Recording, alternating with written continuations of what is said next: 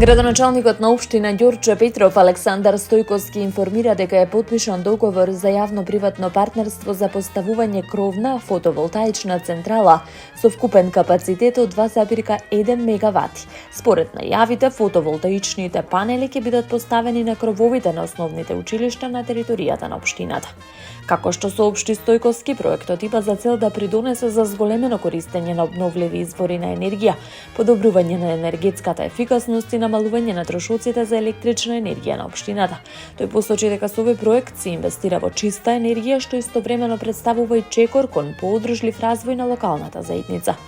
Градоначалникот нагласи дека реализацијата на проектот нема да предизвика финансиски импликации врз општинскиот буџет. Напротив, како што истакна, општината се очекува да остварува најмалку 6 милиони денари годишен приход од овој проект.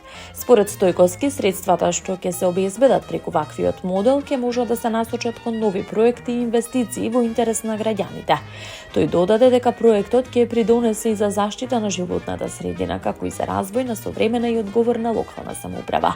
Со поставувањето на фотоволтаичната централа, општина Ѓурче Петров прави чекор кон поголема енергетска независност и долгорочно одржливо управување со енергетските ресурси, велат од локалната самоуправа.